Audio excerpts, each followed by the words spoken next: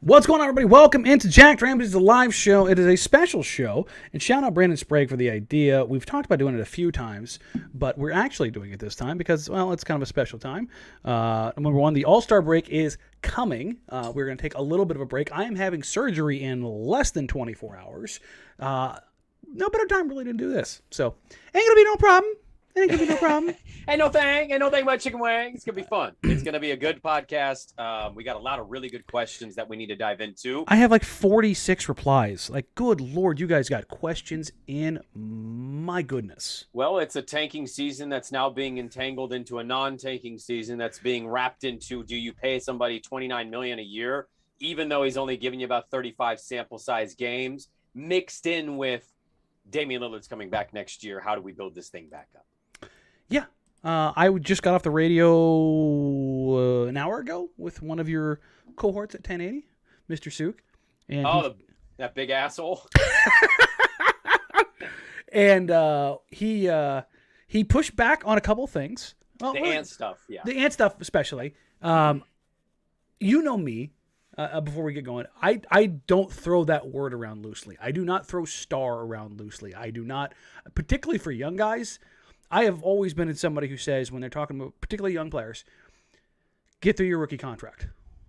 Get through your rookie contract. I'm not really going to criticize guys. I'm going to call out a few things that I want to see, but I'm not really going to crush anybody in that period unless you're either like clearly a Hall of Famer, jaw level, like in your first 2 years, like where I'm going to start nitpicking stuff real quick. With Ant, it was one of those things where I was like, I think this kid's going to be really good. Not this good. But after watching him bully Jrue Holiday in that game last night, I was like, all right, I'm going to use the word. I'm going to use the 4-letter word, star. There is a massive, massive, massive difference between star and superstar. Like that's a whole other galaxy. I'm going to use all kinds of space euphemisms apparently. But the gap between those two things, do you push back on me when I say star? You know, what I would say is I think you're on the right track. I retweeted it just because it felt fitting last night, right? Like he had 31 against one of the best perimeter defenders this league has seen in 10 years. I would classify it, and this may be nitpicky, I'd more say budding star. Like okay. He's right on that cusp of being it. And I think a lot of people listening to this and you yourself here would probably push back and just say, just dive in and say star. That's fine. I think I can understand Sukanik and anybody else's kind of point of view of, but you need to see a little more than 35 games, right? Like let's get through maybe 2 seasons of this kind of production, maybe not 31 points, but like 20-ish points, and see what he can kind of do alongside Damian Lillard. I think that's the big holding point for a lot of people, because I was texting a buddy of mine, and he's a huge basketball fan. Unfortunately for him, he's a New York Knicks fan. Oof. Yeah, well, he's a bandwagon Knicks fan, so don't feel too bad. And I threw this out to him, and he basically said, I can see it, the difficult thing is what he's doing now is not what he is going to be doing when Dame's His back. role is going to change. It's going to change. So there's a momentary pause, I think, for a lot of people of let's see how it operates with Dame and the other pieces they plug in. And if he's still giving you top end production and it looks like a slightly better fit than what CJ did, then okay. But I think that's the pushback you're getting is more just people saying, let's calm it a little bit. And I have that about one player on this team that I've seen a lot of people get over their skis for, and that's fine. But I think different players are going to make people feel different ways. Sure, and I think that's fair. And we got a question in late here from at Jake Stevens 35, which is I think a good segue into all of this discussion. Is it too late to ask a question? I'm curious. Pie in the sky. What is Ant's absolute ceiling, removing injuries from the equation? And what's his bottom out? And this is why I throw the star thing out there. When CJ McCollum came on the scene, I looked at him and said, "That's a good player. That's a really good player." Mm-hmm. I don't like the fit. Almost immediately, it was just like, he's either a sixth man or you're sending him out right now. Right now. And that was around the same time that Monta and Steph got broken up, and I was like, you need to make this decision now. And I know people know and believe that I have my biases towards Ant, but I also think that Ant is a much different player than CJ McCollum or a Monte Ellis type. I don't see him as a gunner. I see him as just a guard, a lead guard. That's kind of how I look at him.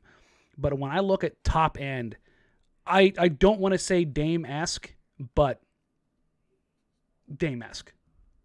I see him as, like, if everything comes together for him, his shooting platform is as good as it exists in the entire NBA right now. Not talking about budding star, superstar. The ability to take and make shots, he is in the upper echelon of the NBA. I don't think I can name 15 guys in the NBA who would take over him in that caveat. I may not take 10. Like, he's that good of it. He is that good of a shot platform. And when you were that offensively, your ceiling is superstar because you have to have that to be a superstar. You have to have one or the other. You either have to be one of the best shooters this league has ever seen if you're under 6'7", or you have to be LeBron, Giannis, Jokic, Embiid, and be a physical force that nobody can deal with. Somebody watching this right now, Danny, that hates you, but they still watch is doing this. Okay. And they're writing all these the things notepad. down. Uh-huh. Yep. I will pencil that away. February 15th, 2022. Good, because I retweeted everything I talked about over like the first 3 months that he got here in Portland today. I totally understand it. I don't know if I can go there yet. Personally, I don't know if I can quite go Dame level, because Dame level to me is you carried a roster that was good / okay, and you went above the expectation. And hell, in a few seasons, you took it above what I thought you would finish even in the playoffs. Mm-hmm. He may very well get to that point. I think the only thing that I would say to what you're saying is we just really won't know. Not unless Dame asks out this summer. And then in that case, where he gets the opportunity. Yeah, because he's not going to be that for them next year. He could be a very valuable piece for them. But when you talk Dame level, there is a bit of prove it, wait and see stuff for me. Like, he's been awesome. He's won a few games that they probably have no business winning. But a full season and playoffs, like that's a different thing. What I would say to that question, though, it might seem like a bit of a cop-out, but it's just honesty. If Dame were to ask out, I don't know what his ceiling is, but I can tell you I'm all in on the rebuild with him. Like, you're comfortable. I'm comfortable saying we're going with this guy, and then we're going to get the pieces around this dude because he's only 22 years old. And that's the thing. The fact that you can be comfortable with a 22-year-old who you've only seen 35 games of this, but it's been so good. Like, I hate this. I know this is going to sound bad, but I'm going to say it anyways. Zach Collins got his opportunities to show against the Denver Nuggets in that playoff series, and he was productive. But I kept hearing he's going to be a star. He's going to be a star. He's going to really be the anchor for this franchise. And I'm like, he convinced Paul Millsap to take some jumpers, man. Like, yeah, he was the 4th or 5th best player on the floor. And that's fine. But that quality was never there. What Ant is doing, throwing a team on his back and single-handedly carrying them to wins. you have to be a dude. That's what you said. You have to be comfortable with handing this guy the franchise keys. And that's the crazy thing is this is a situation where you're comfortable handing the franchise keys to this guy. Where let's take your Knicks fan. Is he willing to give RJ Barrett the keys to the Knicks franchise? Because I don't think those guys are. No, I don't think there's a player on that roster that anybody feels like they want to build with. And that's kind of where I get to. And I just want to say real quick, I saw a comment in here real quick. Let's see. Oh, from Bree Hudson, Blazers fan here. He's a star. If you don't think so now, you will eventually. Shout out Bree, whoever that may be. Well, that's the thing, though, about when we give these takes, right? Like, it's such a take industry. And that's the thing is, you know me, I'm not a takey guy. For me to I know. land on this island, it's... I know. But, like, you're like me, and we're all like each other in this sense. Like, if we give a take, it's a feel, it's a look, like, and we're right, we're going to remind you that we're right. You know what I mean? So I think there's a mixed bag of you very well could be blowing the trumpets in 2 years and saying, guys, I told you 2 years ago, right? But I do think that crowd that isn't saying he can't be a star or he can't be a superstar. I also don't think they would be wrong. I think they would just be saying, I just want a bigger sample size here. That's all they're asking is a bigger sample size to prove that they are of that level, because this is fun. This is great. He's making a lot of people. We talked about this on the radio show, and there were people texting in legitimately. I'm enjoying this, and I'm not even caring about losses anymore the way that I did 3 weeks ago. Yeah. And that's cool. I disagree with that take, but he's making people feel that. So you might ultimately end up being right. But I think the people pushing back are just basically saying, give me a bigger sample size and we'll get there. I want to touch on that last little bit that you mentioned there, and then we'll dive into these questions. And because we have a ton of questions, but I know that this has been kind of going back and forth today after I tweeted that yesterday. The fact that he has the capacity to kind of change hearts and minds lends more credence to the whole star thing. You know what I mean? Because I think in order to shift from how bad things were to where they are now. And Ant doesn't get all the credit. You obviously the addition of Josh and Justice and Nurk playing better, and they're playing a more fun and athletic type of basketball certainly is a big part of that. But I think if you ask anybody who is the person that is most responsible for that right now, it's Anthony Simons. And that's a hell of a place to be. Now, I'm not going to answer these in order. I'm just kind of scrolling through as the way Twitter algorithm put them together for me. So some came in earlier, some came in later. But there's one that I really want to start with. Not only is he the homie, it's a really good question. I think it's a really good question for the Blazers going forward. This from Kevin Dew at Courtside Kev. What's better, a team with higher top-end talent, i.e. a team with 2 top 10 players, or a team with perfect pieces for their system? What say you? This I wonder if we're going to differ here, because I'm really curious where you go. This is not even a second thought for me. You give me 2 top-end players all day. I will figure out the rest as long as you give me 2 top-end players, because, dear God, I have a working theory, and I think every working general manager ever existed does. You want the best possible pieces, do you not? When you have LeBron and D-Wade, you can plug in a Udonis Haslem and say, it worked. And I think that's what it gives you if you go top-end talent. Good team chemistry, good pieces surrounding it. You can have really good seasons and seasons that fans can be proud of, even if it's not a championship, i.e. Utah. But I also go back to teams that had that, and I think you're basically comping you're comping Kobe Shaq versus the 2009 Denver Nuggets. I'd go here's the one that I think throws people for a loop is the 2004 Detroit Pistons. I get a lot of those. That team fits together really well. It had 4 All-Stars. Yeah.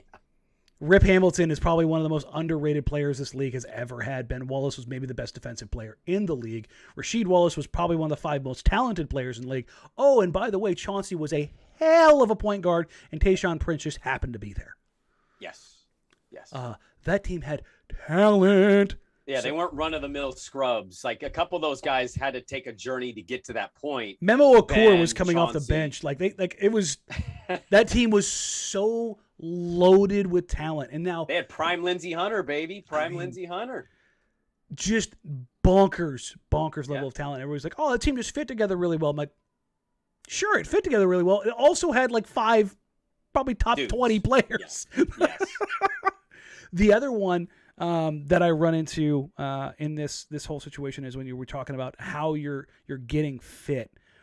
I think if you're looking at making fit work the best, take a look at those Raptors teams with DeMar and Lowry.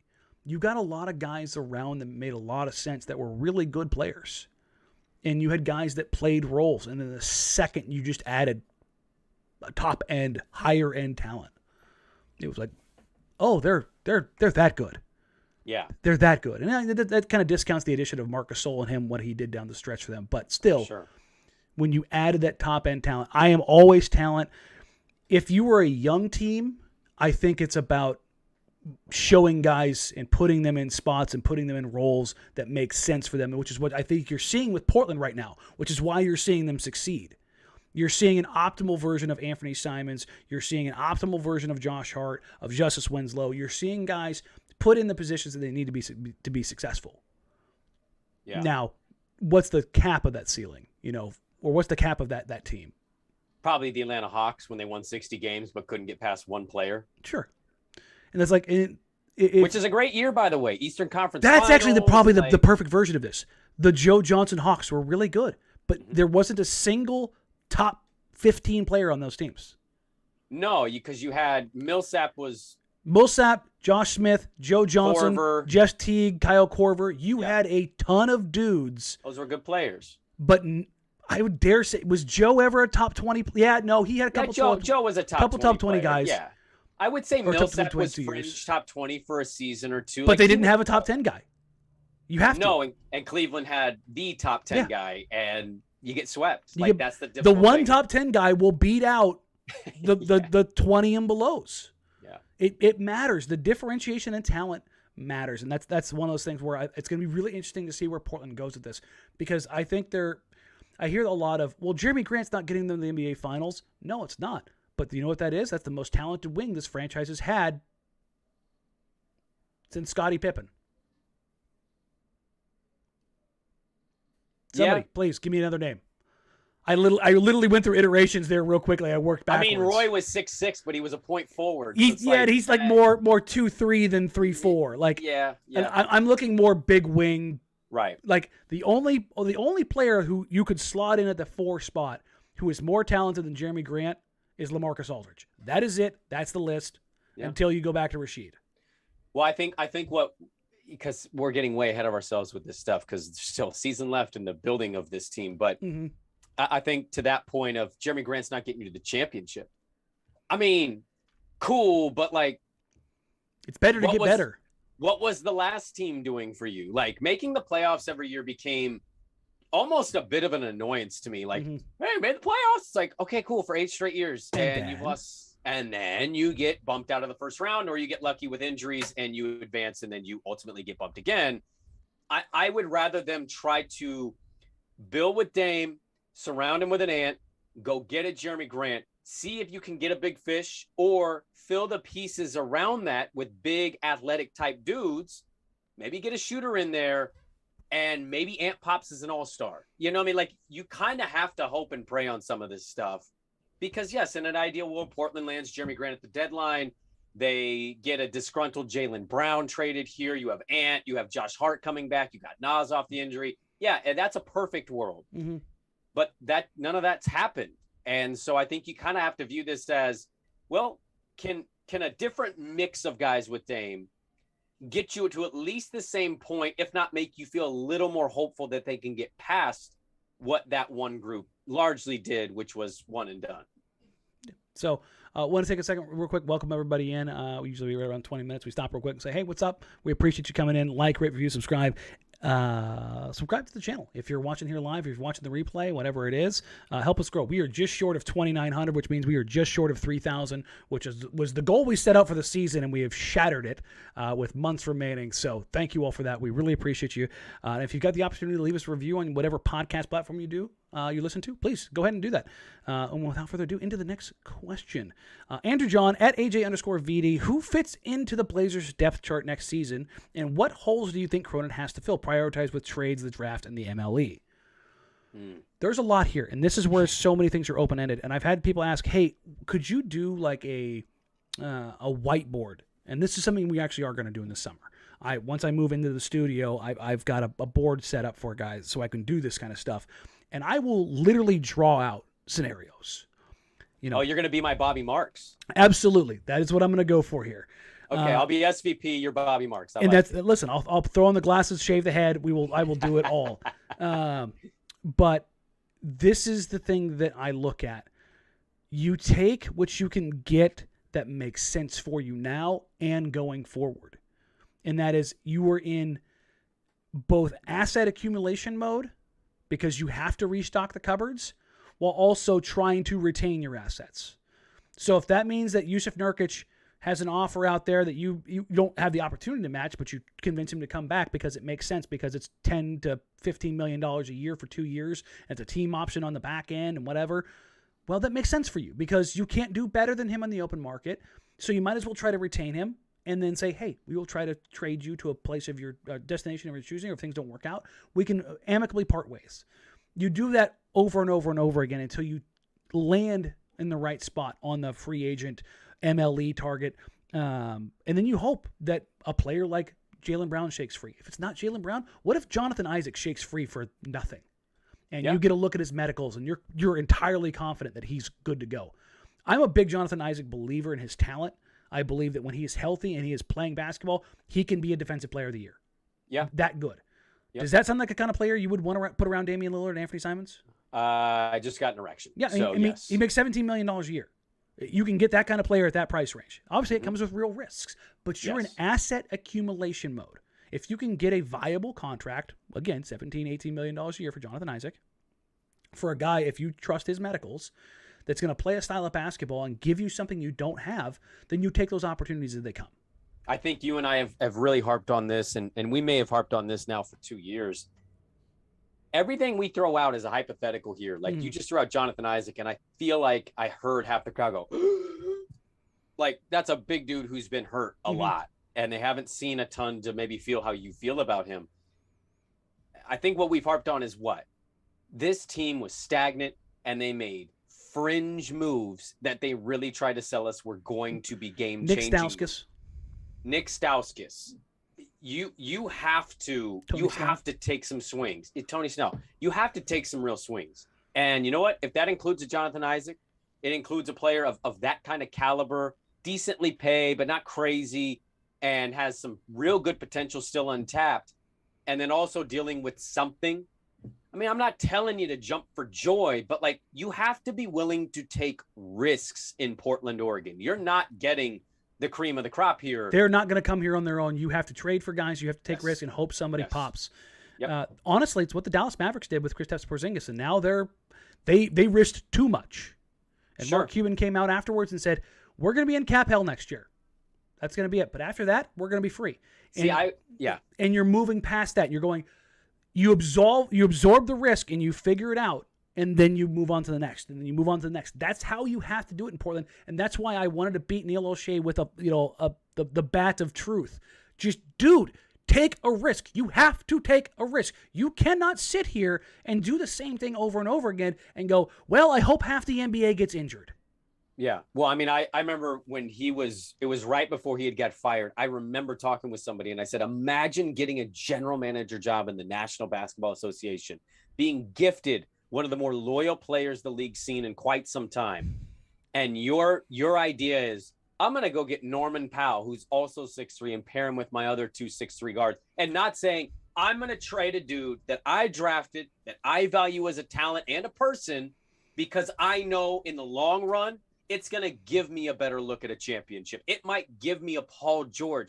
It might give me a Jimmy Butler. It might give me a Kawhi Leonard. And all three of those could have been one and dones.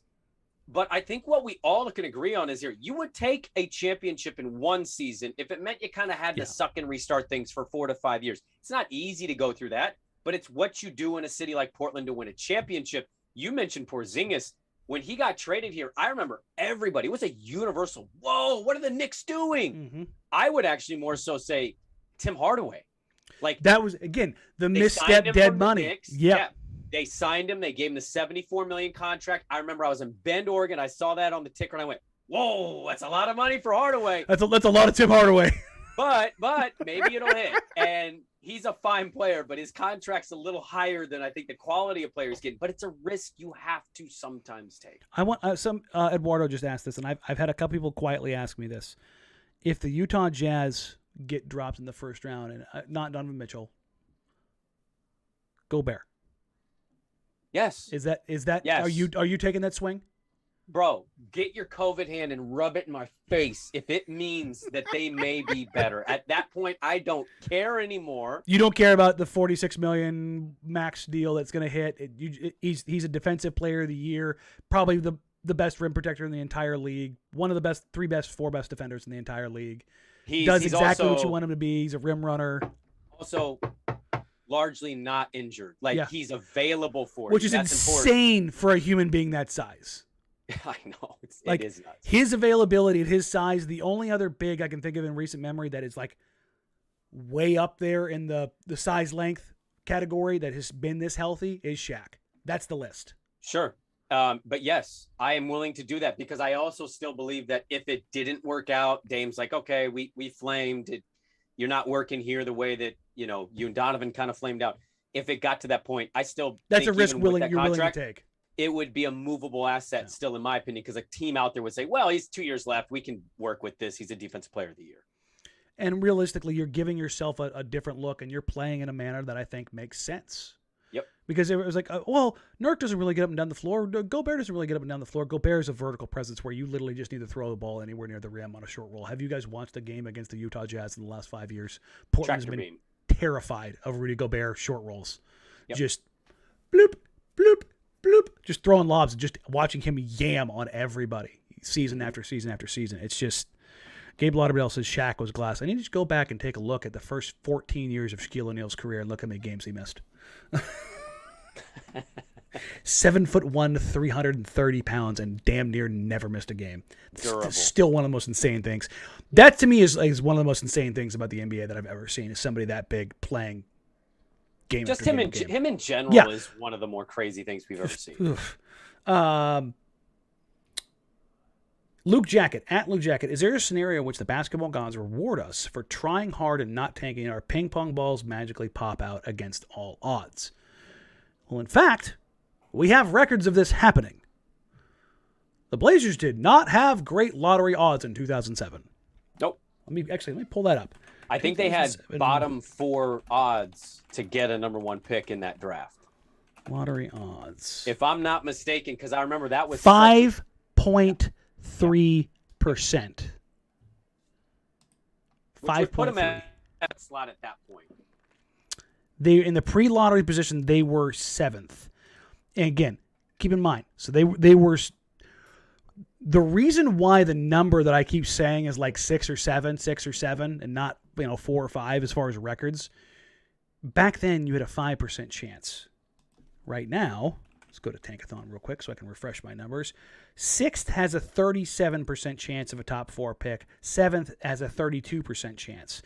Yeah. 6th has a 9% chance at the number 1 overall. 7.5% chance at the number 1 overall.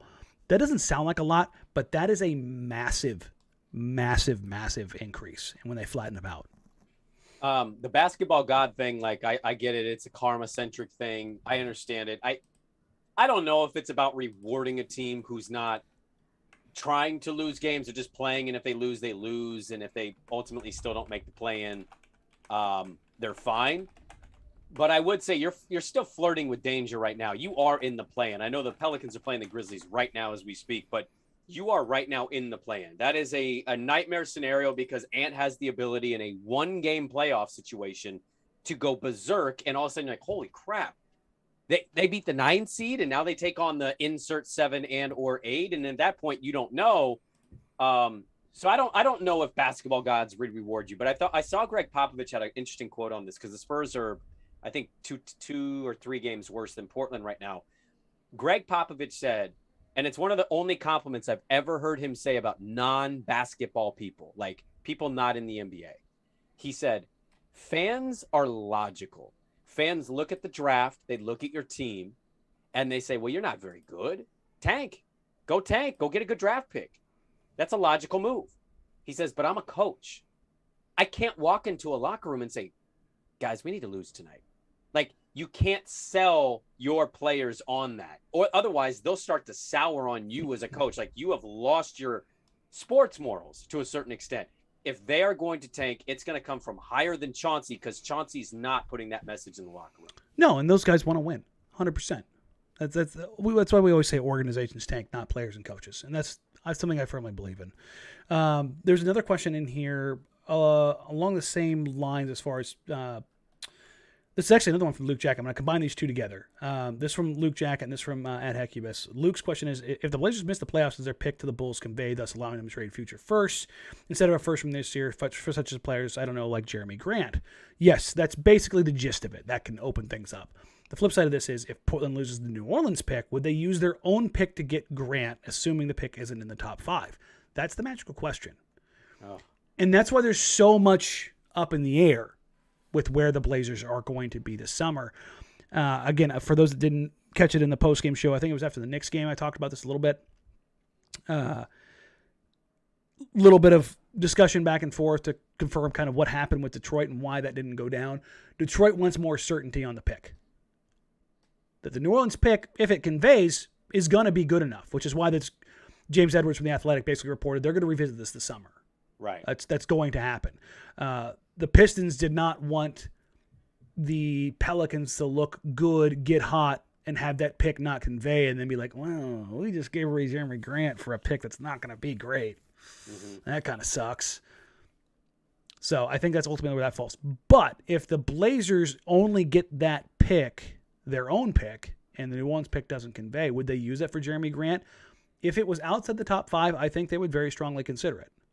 Because after this year, the pick would convey, then Portland would have all their first-round picks again, and they could use picks again kind of going forward. Right. So I definitely think that's a way that they're going to go, and they'll make those decisions. And then again, between now and the end of the playoffs, some team is going to go sideways. Some player is going to ask out. Somebody else is going to get fed up, even if they have a good playoff run, and just that's life. You know, somebody somewhere shakes free every single time. I know a lot of people were really surprised by the Kristaps stuff. The Mavericks were shopping him hard, quietly, for 2 weeks up to the deadline. It was not a very unknown thing in NBA circles, but everyone was like, I don't think they're going to do anything.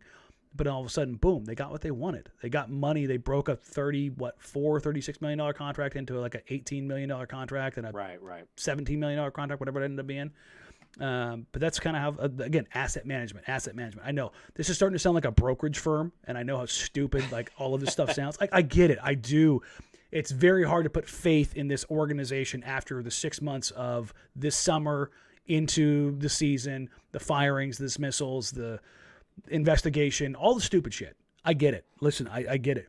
But I do have faith that they are going to pursue things the right way. I genuinely do. Is pretty decent. So let's see. We do have some more questions. You know what? I want to ask you this flat out. This is from Nathan Wagner, at the Nathan Wagner. We kind of glossed by it. Is Ant better than CJ as an NBA basketball player right now? You know, I instinctively want to say yes. Mm-hmm. I do think there's a bit prisoner of the moment. Yeah, you know, it's not. I don't know if prisoner of the moment's the right term, but you could probably say that's what it is. I think there needs to be a little respect for CJ. Like, CJ's a good basketball player. He's going to have his opportunity the rest of the season to see if he can help a team make the playoffs who's desperately trying to make the playoffs to convince their young star to sign his rookie extension. And look, say what you want about the fit. He had success here, and he came up big in some spots, and he helped this team continue to be a playoff team. I want to say yes, but I'm gonna still say no, because I'm going to allow CJ that kind of respect for at least another season, and then allow Ant to kind of grow. And then, I mean, at that point, it's going to be impossible, I think, to say yes. But and overall, then it's just a hard, just yeet, throw him out. Gonna give him that 1 year of respect, and then just Simba his ass off the cliff. Well, you don't have to Simba anybody's ass off a cliff. You can just say, CJ, I know you think you want to be king, but this is Mufasa, and he's gonna be king, and CJ's gonna be a little scary. But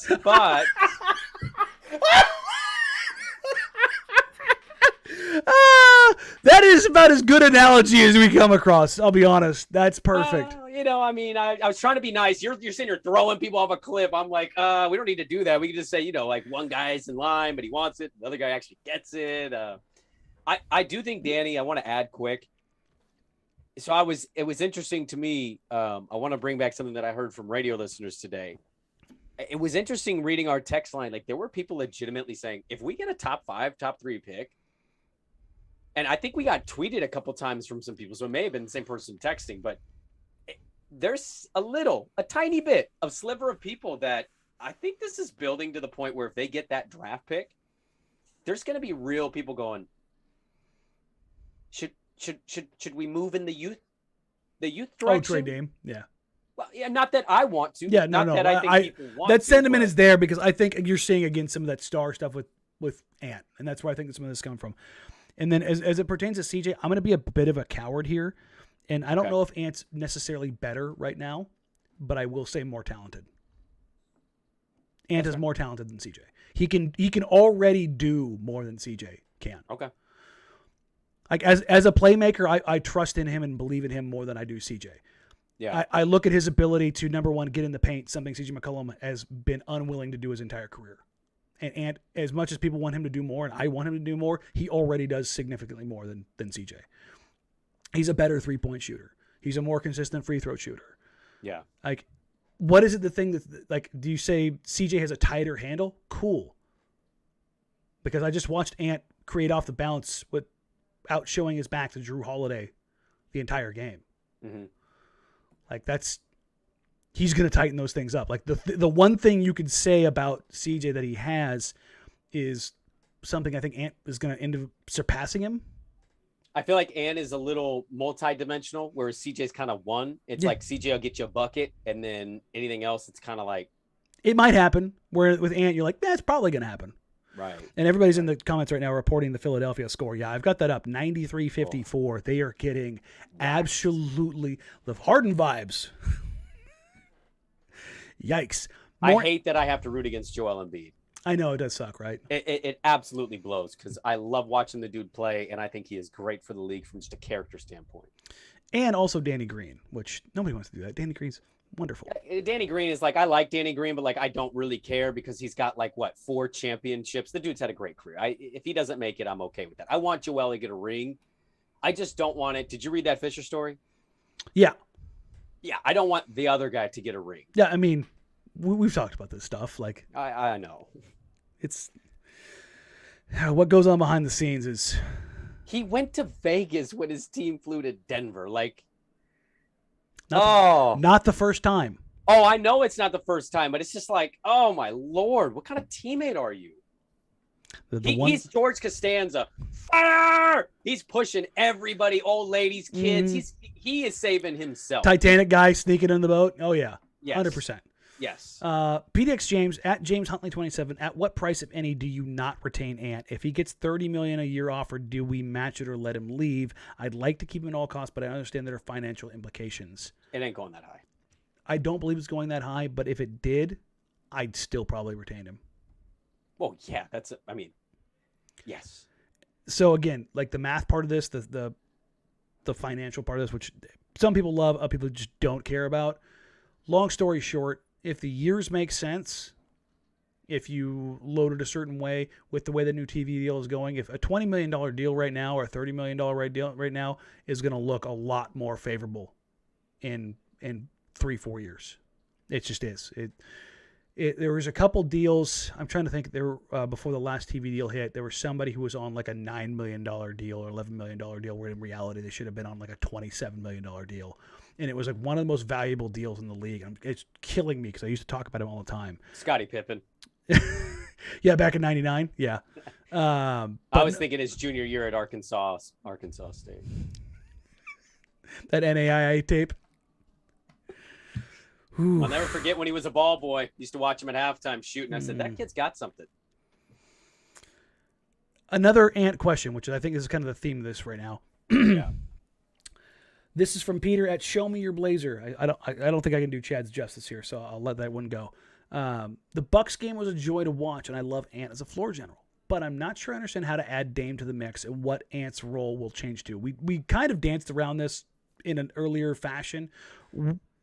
What do you think, or how do you think this fit works? Because there are real questions, because Dame has never played fast. He's played with the ball in his hands more often than not. He's run a ton of pick and roll, and now they are doing some of that. Like, they pick and rolled Ant to death against the Knicks to win that game. But against the Bucks, they were out in transition, playing equal opportunity offense. Everybody touched the ball. Here's 30 assists. Yeah. So how does this fit come together in your head?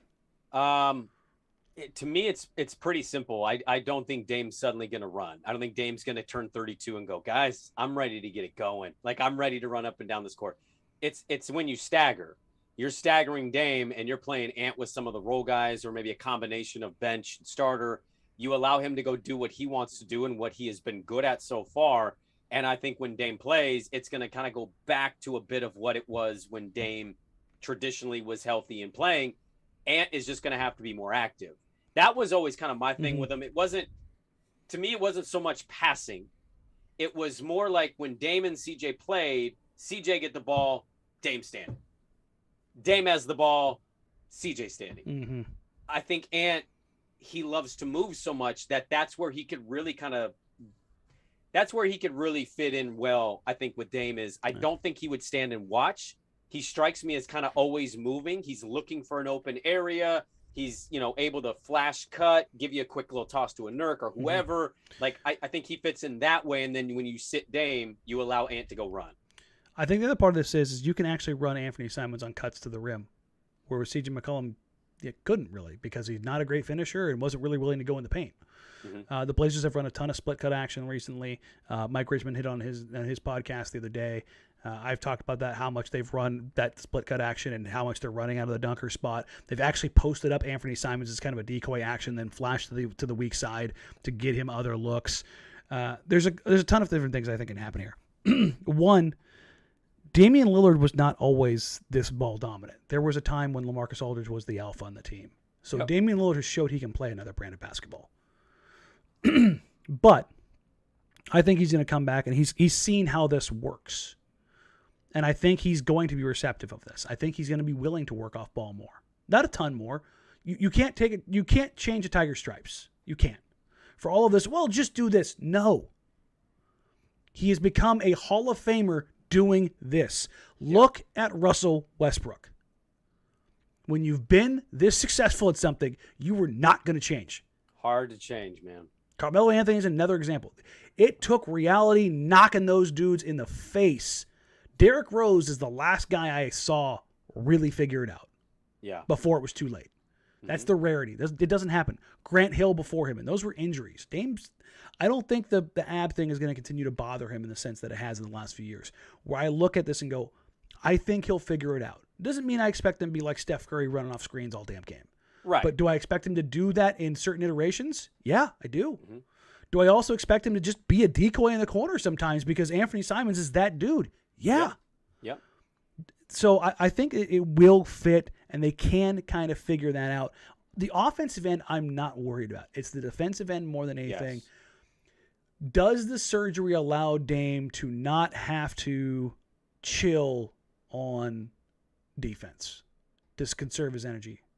Because that was one of the things that I heard, is that he's expending so much effort offensively because they just don't have the horses on that end, that he's saving some on defense and he's just not feeling good. Well, I think it's totally fair to basically say it's going to be pretty vital to see who you fill in those roles, because I don't even think it's a question of, are you guarding the third best player versus the one? To me, I think he's going to be healthy when he comes back. I think, as you see in this league, you have two different kind of guys, right? You have the two-way players, you have the guys who are really good on defense, and you have the guys who are really elite on offense. I don't think traditionally you see the elite offensive guy suddenly go, hey, all right, I'm ready to lock in and play defense all game. I think he'll have moments, but largely what you see with older players or guys that are getting older is, I don't know how to put this. They don't take it off, but they largely still kind of play what they are defensively, and it's really reliant on what is around you. Who's going to help this guy? Because I don't think he's coming back from an injury and suddenly becomes a lockdown defender. That's not changing to me. Whether you put him on a 1 or a 3, it doesn't matter. I think it's going to be about what those other pieces are around him, because I don't think he's going to change. Yeah, I think I'm at that same point where you're just kind of like you're turning the dial a little bit. Like, it doesn't matter how much you turn it; it's still only going to affect so much on the periphery. Yeah. Which, I mean, he's a first ballot Hall of Famer. Do you really want to tweak too much? Right. All good at Julio Cantu. The Trendon Watford and Greg Brown front court pairing off the bench. I don't really have a question. Talk about it. Analyze it. Show them some love. What have you liked to see so far from Trendon this year? I just love that Trendon's willing to kind of get dirty. That's a dude that's willing to get gritty in the paint. He's active on the glass. He's active on defense. These aren't, I don't know what that means for their team next year, but it's to the point where I've said this before. Trendon Watford has been the third best thing that this team has had basketball wise for the season. Now that's a bit of an indictment of the season, but I think it's also a compliment to Trendon, because Trendon came in. I had zero expectations that he was going to play. No, not even contribute, play. No, we talked about this in the preseason. It was like, well, I mean, you got Wofford at the end. He'll probably suit up most nights, like in a suit, not a jersey. And he's getting real burn here. He's taking advantage of his opportunity. So I just like that Trendon is willing and able to be a guy that if you need him to be your 13th, 14th dude, and hopefully a better, more stacked roster, you can rely on that if somebody gets in foul trouble. Watford, I think, is playing himself into, for any NBA League Pass heads, a Jared Vanderbilt-esque career, where I don't think he's going to just like ascend and just be there. It's going to be over a couple years, and you're going to go, shit, that guy's a really solid player. Like, I don't watch T-Wolves games a lot, but damn. Yeah, you're just like, you're going to play the Portland Trailblazers one night, and you're going to go, that guy rebounds a little bit. He grabs and goes. He can step down and knock down a shot. Like, he sets good screens. He's a good playmaker. Like, he doesn't really do anything that's like super great, but he does everything well enough, and like, he's always in the right spot. Like, those guys are just worth their weight in gold, man, because you see them get traded and trade. I think Robert Covington was one of these players for a couple years, really, where he just kept getting traded and traded, because you're like, that's a good player to have. Larry Nance Jr., it's a good player to have. Like, those are the kind of guys where if it comes together for him, I think there's like one thing he needs to do, or one of two things. He needs to either get bigger, stronger, so he can kind of bully some guys on both ends of the floor, or he needs to be able to knock down a shot. And he knocked down his first 3 the other night, which is really cool. I think he's like 1 of 10 or 1 of 11 now in the season. But I think his form looks okay. I think there's maybe something there to work with. But the crazy thing is, like, I wasn't sure he was an NBA caliber player. Now by the end of the season, I'm sitting there going, yeah, no, you should convert his 2-way contract. He's worth considering a second round pick and rolling the dice on and see what you got in him. I don't think there's any way you can look at him and say otherwise. Yeah. So, and that's, like you said, probably the cool third best thing about the season. Yeah. Unfortunately, Greg Brown, to answer the second part of that. Yes.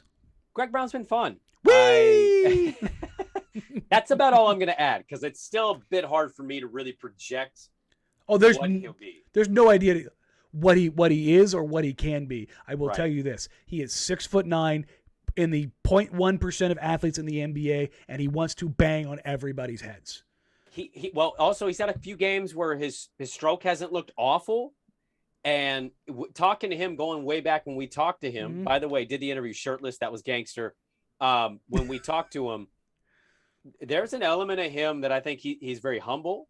I think he got humbled through the draft process and everything that was kind of coming out of Texas. He was a top 6, top 7 prospect in the country, and then all of a sudden he went to Texas and he played behind a lot of dudes. Yes, Shaka Smart sat his ass on the bench in a lot of games, and that led him to kind of drop. But I think what kind of maybe leaves me encouraged is I think he is a dude. What did he tell you? He's willing to fail. I want to fail. I want to fail. That's huge to me, because it may not mean you're going to be this great player, but it tells me that you're willing to work to be a good player. And that's important, because some of those dudes come in the league, they got an ego about them and they don't want to put that work in. He's taken some advantage of his minutes that he's had. And you know what? It doesn't hurt to have a super athletic dude on the bench who might develop into something. Yeah. And that's the thing, is that I think this has been overwhelming sense of relief over the last couple of days. Obviously, Josh Hart, Justice Winslow, and Anthony Simons are going to get the lion's share, and Yusuf Nurkic. Nurk had a monster game last night too. Those guys are going to get the lion's share of the love right now.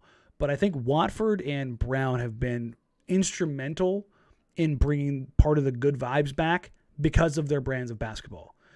And that's not just right now. It's because of the last decade of Portland basketball. It's not that it hasn't been good. It just hasn't been all that exciting game to game. Damian Lillard going for a 50-piece is fun. That's a rarity. Greg Brown dunking on dudes and tapping his head while he's hanging from the rim like, yeah, I just banged on you and I'm going to do it again is new. They have not had a guy who has had the freedom to do that and has had the personnel around him to take advantage of that. Now he's cutting so much in every play that I'm getting irritable that they don't have enough guys who can find him on lobs. Like, they're missing him on lobs. And it's like, they got to get somebody out there to find him, because it's like, it's one of those things where I think teams are so used to playing Portland and not having to deal with verticality at all that they're caught off guard by a guy who's in the top of the NBA in verticality. And it's just been one of those things where it's like, okay, this is fun. Now, Watford's not on that athletic plane, but he's grabbing a rebound and going. Josh Smart is grabbing a rebound and going. You know, Justice Winslow is grabbing a rebound and going. They're not stopping. For anybody who's been in the watch parties, you've heard me say this over and over again. The Blazers are getting into their possessions with 20 seconds or more on the shot clock, infinitely more than they were in the previous era. That's a product of the roster. That is a product of the roster, not a product of the roster. And a product of the coaching. You want to talk about like where I find coaching to actually matter? This is it. When I see a coach on the sideline, I'm going, go, go, go, every damn possession. That's where it matters. So I think it's nice to have a leather football and play flags with your boys. It's nice to have a rubber football, play some street football. Greg Brown's a vortex. You know what? Mm-hmm. It's fun to launch that like 80 yards and say, hey, let's watch it whistle. Yeah. Elway threw it 100 yards. I can do it. Let's go. Yeah, exactly. And I don't know what it means, but it's fun. It's fun. It gets the people going. It'll be interesting to see like how he kind of bundles that together. Like, does he turn into like a small ball five? Right. Like if he's a small ball five who, like, let's say he shoots like 34% from three and is just a rim running monster and can be your second unit five who like is just a matchup nightmare and pick and rolls. Like, oh, do I run with this guy who I have no chance of jumping with, or do I stay with him out at the 3-point line, or do I trap this point guard? Like, those are the things. Those are the fun things to see in a season that has sucked. Yes, like these are the kind of guys that save a season. I'm not from a give a damn perspective. I mean, look, this is no disrespect meant, but like this season, even though we're kind of actively seeking for them to lose games and increase their ping pong ball odds, you know, it's better to watch this team than you think Orlando Magic fans having fun every night. You know what I mean? Like Mo Bamba might get you something. Cole Anthony has some moments, but like largely you're not watching the Orlando Magic and getting excited. At least you got Ant. Well, they're playing Mo Bamba. They're starting him, and then they're playing him 13 total minutes in a game. So it's Orlando's a joke. But you see my point though, right? It's like this team might not be winning a ton of games, but man, do they give you some exciting moments to tune in for, right? Yeah, and that's the first time in years. Ricky Bell's PDX is a fun one. How many picks do you have to go down the list until it'd be more worth it to eliminate the Lakers instead? Basically, I think eliminating the Lakers from the playoffs entirely versus like how many picks are you willing? Like what number pick are you willing to give up? And I think I don't go past number 8. That's my line.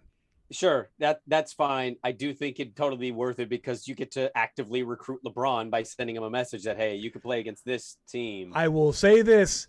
The stuff coming out of LA right now, if LeBron leaves this summer, I would not be surprised. The Shelburne report on the Windhorse pod was they're not willing to spend money and they don't want to pay a luxury tax. Poor mom and pop organization that is the LA Lakers that has the biggest TV deal in the NBA. You remember when when COVID hit and businesses were getting like those what were they, PPE loans? They took one. They took one. What are you doing in the Lakers? What are you doing? Poor mom and pop organization. Have you seen the movie Cinderella Man with remember when the depression hits and he shows up at Paul Giamatti's house, his nice ass apartment, and Giamatti opens the door and there's no furniture. They sold everything because they're actually broke as hell, but they want to keep up the idea of life. That's the Lakers. Jeannie Buss is like, well, they're cash poor. That's always been the thing. They are a cash poor organization. I believe she is the least wealthy owner in the NBA. I think cash flow was between her and Tillman Fertitta, because Fertitta got crushed in COVID because he's got money in restaurants and cruise lines. Danny, she just signed up to be a writer about a television show, about a front office, like a comedy TV show. What kind of owner does that? One that needs to have a little bit of, I don't know, petty cash for the office. You really think he would leave? Because I don't think he leaves. I do. He leaves LA? I think there's I don't think it's a good chance, but I think that possibility is on the table. If they don't figure out the Westbrook stuff, I absolutely do, because they're screwing with his legacy. Okay, give me the team then. Cleveland ain't taking it back. Tobias Harris's contract fits in real nice. Oh, God. Now I have to root against LeBron and Joel Embiid? Just saying. Damn it. Just saying. Damn it. Danny Green and Tobias Harris. Danny Green back to the Lakers again. Yikes. Tyrell Osborne at Tyrell418. Any shot we try and play Hart and or Nas at the 3 if we get Grant, or if we get Grant, do we trade Nas or Hart? Hope your surgery goes well and hope for a quick recovery. Praise up, Danny. Appreciate it, man. Real quick, I want to answer quasi ask this question a little bit differently. If I tell you they get Jerami Grant, no matter what, they're getting Jerami Grant this summer, who do you want to start at 3? Hart or Nas?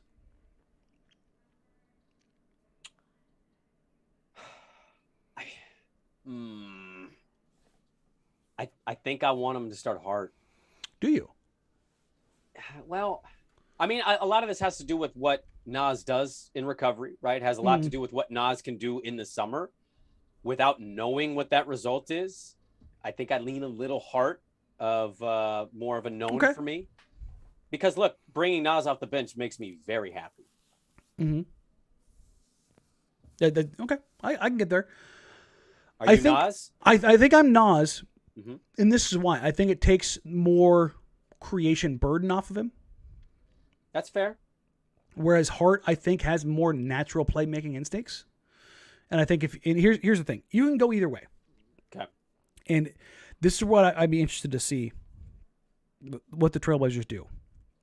If it's Damon, Ant, Grant, and Nurkic, whoever you start at the 3, you can slide down to the 2 6 minutes into the game when either Dame or Ant steps out. And then whatever one doesn't start comes in. Yeah. And now you've got Ant, Hart, Nas, or Dame, Hart, Nas, or whatever, machination you want to come up with. But I think that if you're talking about working with a second unit, I think Hart has more natural playmaking instincts, even if they're not like great. But I think that helps grease a second unit that maybe needs a little bit more creation. Whereas Nas, not only that, I think Nas's physical profile, number one, his wingspan, I'm almost certain is longer than Hart's. And while Hart may have better defensive IQ right now, I think Nas projects as a better wing stopper. And I think if you're looking at how you're best trying to complement Dame and Ant, having a bigger, longer, more athletic, stronger guy at that spot. And I'm not saying, Hart's weak. I just think Nas's profile allows him to maybe be a little bit bigger, a little bit longer, a little more impactful. I think he is bigger than Hart. But I mean, strength-wise, Hart's no punk. No. That's a strong dude. I love his game. But I think that makes a little bit more sense. But I'm not mad about it either way. I think you can go either way, and I think you can justify it pretty clearly, depending on what you want to go for. Well, I could just see them if they're keeping Josh doing that and allowing Nas to kind of build himself back up. He's going to have the summer to do that as well. You might end up being right. I think the important thing is no matter if it's Hart or it's Nas, it's definitely 2 dudes willing to still be happy and contribute no matter where they're coming from. This is one fun one for you. Blazers Block, at Blazers Block. Which 90s grunge band best represents this Blazers roster?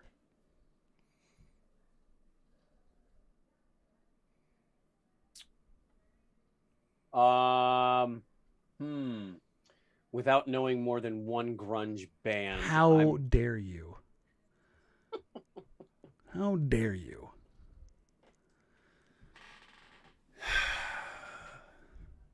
Hey, at least I'm honest. Good God. What's the one grunge band? Probably Nirvana, because I had a cousin that was obsessed. Okay. No, okay. Fine, I'll open it up for you. Which 90s hip-hop group or solo act do the Blazers best represent? This roster. The one right now? Yeah. Oh, man. That's a great question. I'm trying to think of a good hip-hop comp for that. You know, I'm going to go early 2000s here. This team is Chameleonaire. Go on. I mean, look, they got some bangers. I don't know how far that's really going to get you. You get to album 2, and then it's kind of like, okay, that's a fun ride. We're done. We're getting off now. Let's go a little bigger. I'm going to go. I actually was like, which way do I want to go with this? Which way do I want to go with this? I had to pivot because I had a grunge group. But Golden Heights had Candlebox, and I was tempted to go that way. I know somebody else had Temple of the Dog. I know some others had Pearl Jam. I thought about some Stone Temple Pilots. Like I was ready to step up to the plate and just Albert Pujols that shit. But I'm gonna go West Side Connection. Okay. Not the group you always remember, but by God were they fun. By God were they fun. You look at it like Dub C, Mac 10, Cube. I gotta be 100% honest with you. What were those first two grunge bands you said? Temple of the Dog. I guarantee you, if I played it, immediately you'd know what it was. Stone Temple Pilots, yes. Pearl Jam, okay. yes. The first two, the Hair of the Dog. No. Candlelight. Candlebox. What? I ain't never heard of those bands in my life. Oh my God. Never. Don't you dare put Everclear in grunge band, you monsters, just because they're from Portland. I don't care. Music is the one, like, it's one of the things that if you threw that at me, I'm like, okay, I'll listen to it. I can't speak to how good it is. Jeremy Cricklow says Nirvana, LMA is Cobain, and Dame is Dave Grohl. Well, I don't like the way that ended for Dame in that scenario, but sure. Well, I mean, Grohl's still alive. Yes, he is. So, God, completely off the rails. Where did the mailbag show go? What happened here? I blacked out. We're wrapping up. On? We're wrapping up here on the back end. There's some fun. You mentioned ones. Candlebox, and I'm like, Candlelight? What? Nibble. If you two guys, if Dallas graciously allows her to be on the show, designed sandwiches for JoJo PDX, what would they be? Also, what would a jacked Ramsays sandwich be, Brandon? Did somebody open our laptops and listen to our conversation? And listen to us literally last night? Because Brandon and I were pitching this to each other last night before you sent this. We have zero pull with JoJo, by the way. Mm-hmm. Great Blazer fan, great business, amazing food. Kick-ass chicken sandwiches that Trenton Watford is housing, apparently. I mean, everybody's housing them. You make a chicken sandwich at JoJo, it's getting eaten. I don't want to answer that because we talked about something that I don't. Maybe we might go. I don't want to get ahead of anything. Okay. I will just say a delicious sandwich. A delicious sandwich. That sounds like me talking about grunge bands. Yeah. Listen. The fat guy knows sandwiches. Come on. I'm definitely pulling. I'm definitely pulling my punches. I'm pushing back. I'm getting kind of tired of this. My entire life, it's been like, hey, the fat guy knows food. You know what? So do skinny people. It's not my fault I was born with metabolism. I love to eat. You're clearly not eating enough. Okay. I'm just saying. Well, it's hard to eat when all the fat people are taking the food. Wow. It really sucks. I got to cut off my food here in an hour and a half.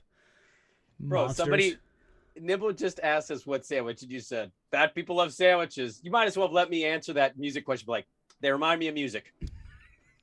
Well, I was deflecting horribly, okay? It was pretty bad. Listen, all right. Both these last answers have been awful. Okay. They've been okay. awful. Here's one we can save. Okay. Get Damon Chip at Gamey and Skillard asks, what do you think the record will be at the end of the regular season, and what games did you say the L's are we pick up along the way towards said record? I answered this on Twitter. I keep landing on 33 or 34 wins. They're at 24 right now, right? Yeah, and they have 15 road games, 9 home games left, so 24 games. I will go lower than you. I will wishfully hope for 30.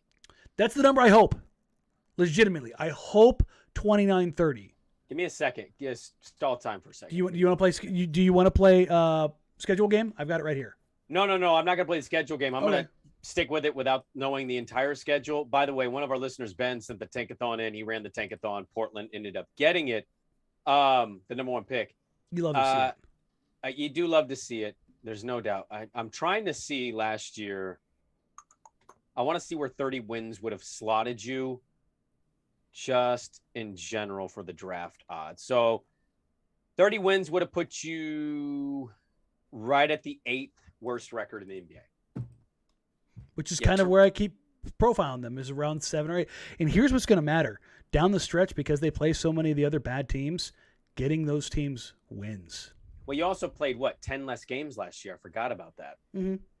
That's tough to do. But, yeah, I mean, you get the idea. It's like you're slotting between like 5 and 8. That's ultimately where you're at. When you're like 25 to 30 wins, that's ultimately where you kind of figure out you're going to be. All Good says 48 wins still on the table. You're a monster. How dare you? Why would we do that? Why would we do that to ourselves? It'd be hilarious. They just end up there. Well, they beat 47. Oh, gosh. They say you have a mean and hungry look. What? Are you hangry right now? I finished making dinner right at 5:30. I went, great. Get to eat it in an hour when it's cold. But hey, guess what? Skinny and fat people don't care. When they get to eat it, they're just happy. You know what? You know what I did? I threw my leftover wings in the air fryer and ate them before I came on. Mwah! Yeah, you're going into surgery, and I'm sitting here having awful thoughts about you. That's not a good position to be in. It's not a good spot. You know, it's a good position to be in. A subscriber to the Jack Ramsey Show. So please like, rate, review, subscribe. Help us grow the show. For those of you that are stuck around, we appreciate you. We love you. If you haven't stuck around, well, we'll catch you next time. Again, quick, life update, where things are going, how things are going, what's going on. After we get done here, I am going to wrap this up. I will load this up to the podcast feed. That will be the last live content you will get for a week. After that, I am editing the Anthony Simons interview. That will go up probably Thursday or Friday.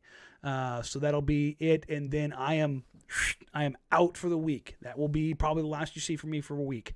I go in for my surgery tomorrow at 1 o'clock in the afternoon. Unfortunately, I didn't get the morning appointment.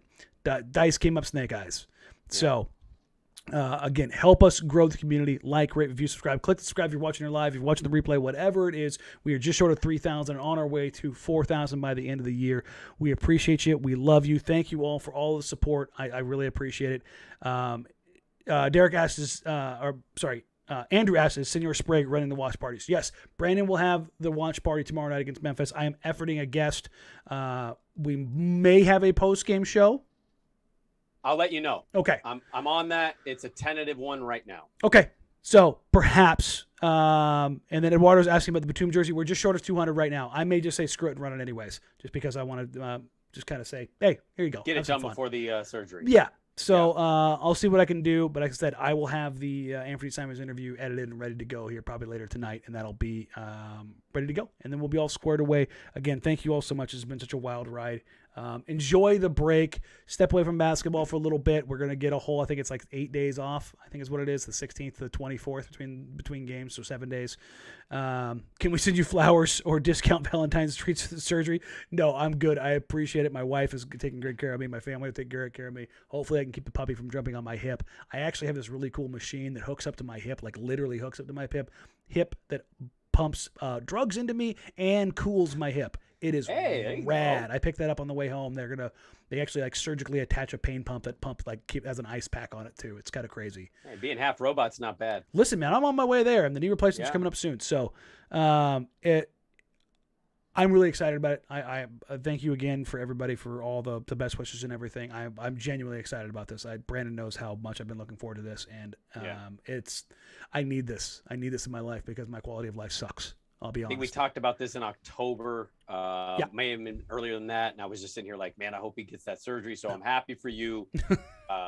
You'll be all right. You'll get out of that. You'll be taken care of. And Danny's right. Take the break. Enjoy the break. Before you know it, we'll be back. And we will ramp up the rest of the season, and we will have a ton. If the Blazers are on that tanking path, we will have a ton of draft content.